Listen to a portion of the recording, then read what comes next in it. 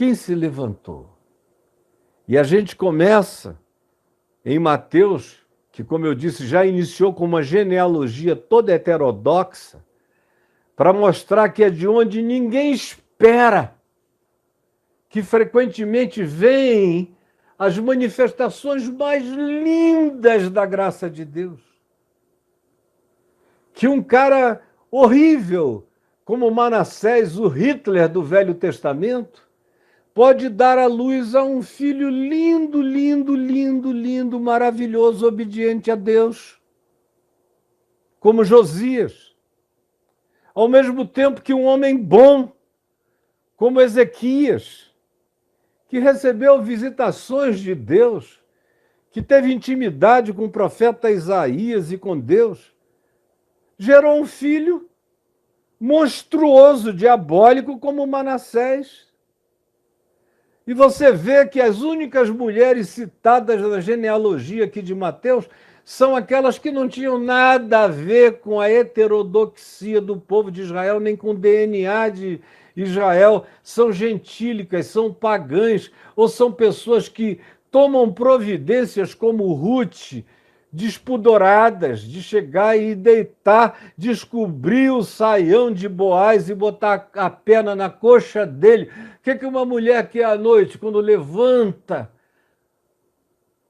a camisola de um homem e se aconchega entre as suas coxas? O que ela quer? Pelo amor de Deus! E ela queria o que aconteceu. Eles dormiram, ela ficou grávida e deu à luz a um descendente de Jesus. A mesma coisa com a mulher de Urias, que foi aquela canalice de Davi de Batseba, que participou. Dois canalhas. Davi mais ainda, porque tinha o poder na mão de execução e mandou executar. Agora, é dessa relação, dessa conjuminação perversa, que nasce o Cristo de Deus. E aqui é dos não teólogos, é dos esotéricos orientais que têm a maior disposição de seguir e obedecer, de chegarem ao lugar da adoração, sem complexismos, sem doutrinação, sem catequese, só acolheram uma verdade simples no coração, algo dessa natureza, eles disseram. A gente conhece tudo sobre os céus, mas isso aqui é diferente. Isso aqui é inteligente. Isso aqui tem vontade própria. Isso aqui está nos levando, tem paciência com a gente no caminho. Quando a gente se põe a andar, ele nos leva adiante. E aonde parar, a gente vai ficar, porque esse é o lugar. E foi exatamente o que aconteceu. A primeira manifestação de obediência a Deus, depois da de Maria, dizendo: eis aqui a tua serva, faze em mim conforme a tua vontade, porque na minha humildade tu me contemplaste e me concedeste a graça de ser a mãe do meu Salvador. Fora Maria e José, que em obediência, em sonhos, acolheu a Maria, sua esposa. A obediência que vem, a terceira manifestação de obediência, vem dos magos do Oriente, de esotéricos astrônomos e astrólogos, com um coração muito mais disposto a obedecer o que quer que eles conseguissem saber sobre Jesus, sobre o Rei nascente das alturas. Qualquer notícia era o mundo inteiro para eles de novidade a ser abraçada.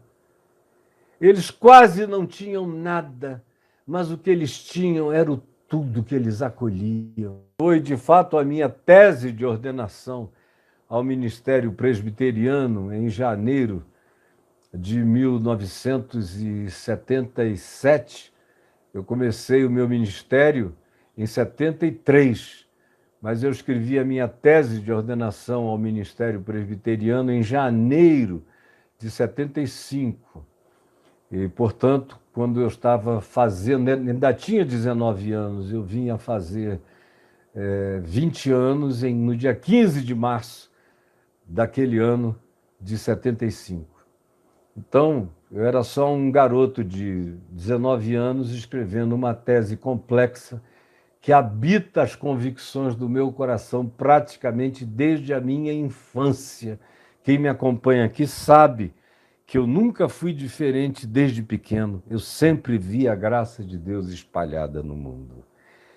Quem se levanta para obedecer são os que não tinham Bíblia para carregar.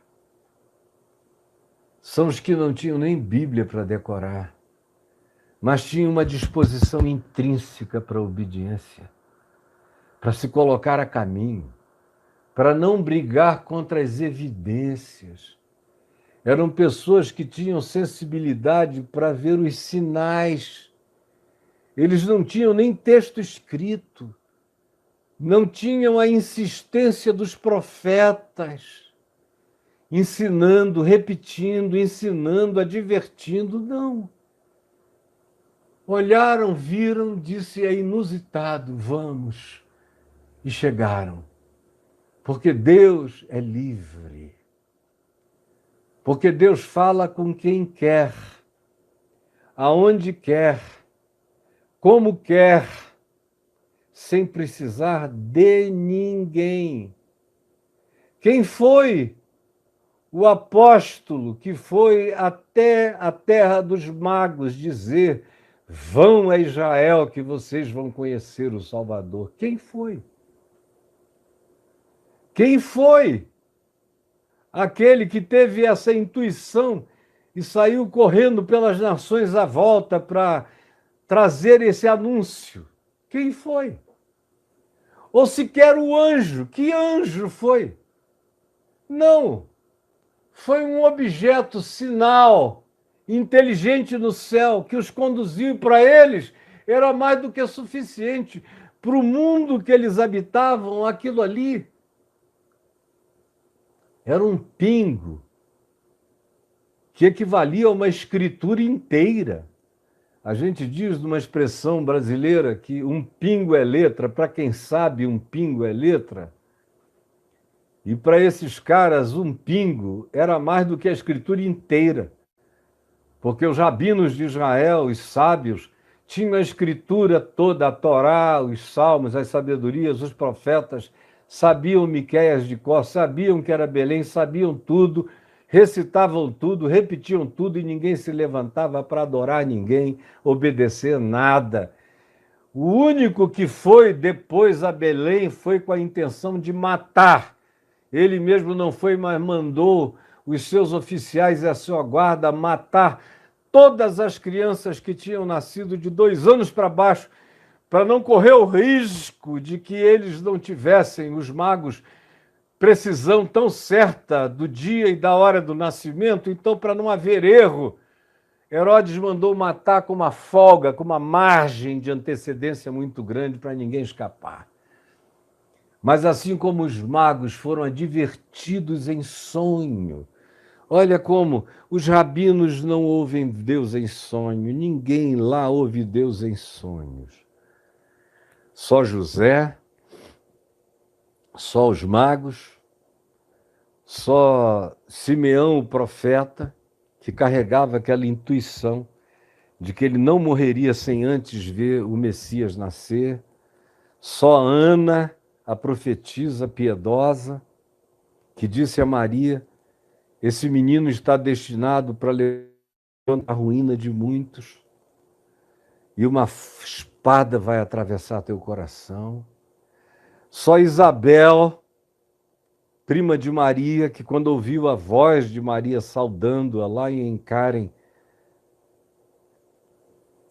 discerniu que Maria estava grávida do Eterno, porque João Batista do ventre dela, um embrião, um nenenzinho de 6 meses, bem formado, pulou, saltou de alegria no ventre dela e ela disse: a criança se estremeceu de alegria no meu ventre quando eu ouvi a voz da sua saudação. Fora esses, quem mais? Todos anônimos. Ninguém saberia deles em Israel por nenhum texto erudito, por nenhuma importância política, acadêmica, religiosa, eram anônimos. Ele é o Deus dos anônimos, é o Deus dos que não sabem, é o Deus dos que, espalhados pelo mundo, todavia, buscam, procuram, querem saber. Como o profeta Isaías disse, e o profeta Oséias repetiu, e o profeta Jeremias redarguiu, afirmando: eu fui achado por aqueles que não buscavam por mim. E Paulo repete aos Romanos a mesma expressão do Velho Testamento, porque diz o Senhor: eu fui achado por aqueles que não sabiam de mim, que não tinham nenhum instrumento como Israel tem de revelação e continua com o coração fechado. Quanto mais revelação, mais blindagem, mais cegueira. Quanto mais Bíblia, menos palavra no coração. Quanto mais encadernamento da suposta palavra de Deus, menos Deus livre para falar a verdade para os corações sensíveis, porque o cara diz: Deus está aqui na minha Bíblia, e enquanto Deus estiver na sua Bíblia, ele não vai estar no seu coração, porque a própria Bíblia é um livro fechado e selado para você, que nem sabe lê-la, nem quer aprendê-la. Você está feliz com a sua própria ignorância, não quer nenhuma mudança que altere o curso da sua existência medíocre. Não quer. Mas os magos, os esotéricos, os paranormais, tem gente de todo lado procurando, menos os crentes. Os crentes querem falar mal uns dos outros, querem matar, querem dizer onde é que está o perigo. Então, esse cara, esse tal de Caio que está falando aí, esse bicho, como eu já ouvi algumas vezes, é um gênio. Agora, tomem cuidado com o que ele fala, porque vai desencaminhar vocês. Agora, se eu sou um gênio, venha disputar com a minha genialidade. Venha. Venha ver aonde você vai ficar triturado completamente. Porque não adianta dizer que eu sou um gênio, mas que as coisas que eu tenho a dizer são difíceis de compreender, porque Pedro disse a mesma coisa de Paulo. Só não disse que ele era herege, só disse: são difíceis de compreender, não é todo mundo que entende Paulo. Agora, os instáveis é que deturpam o que ele diz para a própria corrupção do espírito deles. Nem essa humildade existe entre nós. Mas são aqueles que não procuravam os que acharam. Quem se levantou para ir?